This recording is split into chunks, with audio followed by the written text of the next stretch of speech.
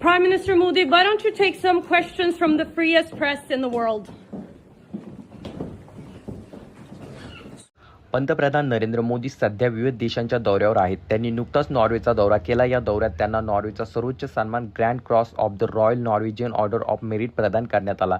नॉर्वेचे पंतप्रधान जोनास गर स्टोर्स यांच्यासह संयुक्त निवेदन प्रसिद्ध करत असताना एका महिला पत्रकाराने विचारलेला प्रश्न सध्या वादाच्या केंद्रस्थानी आहे. या पत्रकाराने विचारलेला प्रश्न जो आहे तो मोठ्या प्रमाणात सोशल मीडियावरती व्हायरल झाला आणि त्यानंतर तिला ट्रोलिंगचा देखील सामना करावा लागलेला आहे. यानंतर महिला पत्रकाराने देखील सोशल मीडियावरती पोस्ट करत प्रत्युत्तर दिलेलं आहे. तर पंतप्रधान जोनास गर स्टोर्स यांच्यासह संयुक्त निवेदन दिल्यानंतर नॉर्वेची पत्रकार हेले लिंग यांनी त्यांना प्रश्न विचारण्याचा प्रयत्न केला. तुम्ही जगातील सर्वात मुक्त पत्रकारिता असलेल्या देशातील पत्रकारांचे काही प्रश्न तुम्ही का घेत नाहीत असा प्रश्न हेले लिंग यांनी गर्दीतून विचारला. मात्र हा प्रश्न जो आहे नरेंद्र मोदी यांना ऐकू गेला की नाही अशा अनेक त्या ठिकाणी तर्क लावले जात आहेत. याबाबत नेमकी माहिती देखील समोर निघून आलेली नाही, कारण पंतप्रधान नरेंद्र मोदी सभागृहातून शांतपणे बाहेर पडताना आपल्याला दिसतात.